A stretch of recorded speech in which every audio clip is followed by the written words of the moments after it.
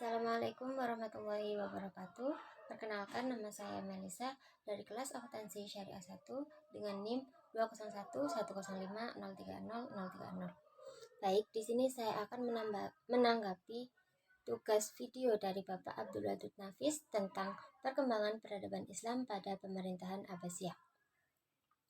Mengapa penting kita mempelajarinya? Karena itu masa keemasan Islam, di mana pada waktu itu secara politik wilayah kekuasaannya itu sangat luas, dan dari bidang ekonomi rakyatnya sejahtera mencapai pada puncaknya, terutama pada pemerintahan Harun ar-Rasyid. Tidak ada pun satu yang mau menerima zakat. Artinya semuanya itu orang-orangnya sampai tingkatan muzakir, bukan mustahid. Dari sisi ilmu pengetahuan, berkembang dengan baik ilmu fikih sampai puncaknya. Muncul mazhab-mazhab yang 4. Kemudian dalam ilmu hadis itu, lahirnya kitab-kitab kutubul hadis, mulai dari Syekh Imam Ahmad sampai Imam At-Tirmizi. Itu pun ilmu tasawuf, dan juga tidak kalah pentingnya sains dan filsafat itu berkembang dengan baik. Berdirinya pemerintahan Abbasiyah. Pemerintahan Abbasiyah didirikan oleh Abdullah As-Saffah Muhammad bin Ali bin Abdullah bin Abbas, yaitu pada tahun 104 sampai 136 Hijriah. Pendirian dinasti ini dilatar belakangi kaum Abbasiyah merasa lebih berhak memimpin umat Islam dibanding Bani Umayyah, karena mereka keturunan Bani Hashim yang secara nasab lebih dekat dengan Nabi Muhammad SAW.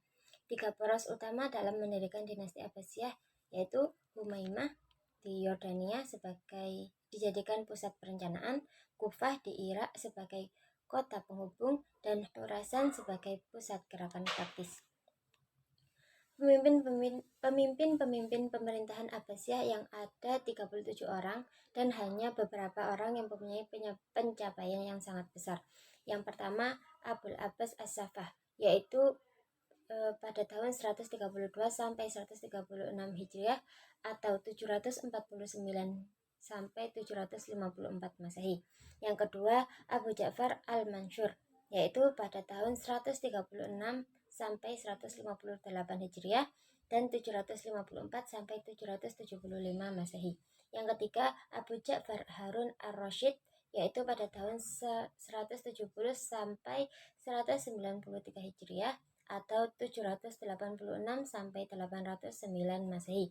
Yang keempat, Abu Ja'far Abdullah Al-Ma'mun, yaitu pada tahun 198 sampai 280 Hijriah atau 813 sampai 833 Masehi. Selanjutnya, runtuhnya pemerintahan Abbasiyah. Untuk faktor internal, yang pertama, mayoritas khalifah Abbasiyah periode akhir lebih mementingkan urusan pribadi, melalaikan tugas dan kewajiban mereka terhadap negara. Yang kedua, luasnya wilayah kekuasaan kerajaan Abbasiyah, sementara komunikasi pusat dengan daerah sulit dilakukan. Yang ketiga, permusuhan antar kelompok suku dan kelompok agama. Yang keempat, merajalelanya korupsi di kalangan pejabat kerajaan. Dan yang kelima, semakin kuatnya pengaruh keturunan Turki mengakibatkan kelompok Arab dan Persia menaruh kecemburuan atas posisi mereka.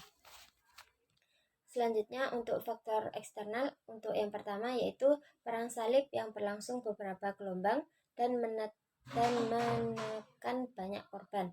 Yang kedua, penyerbuan tentara Mongol di bawah pimpinan Hulagu Khan yang menghancurkan Baghdad.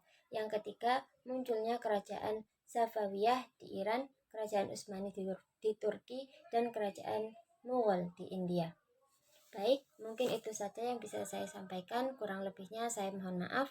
Wassalamualaikum warahmatullahi wabarakatuh.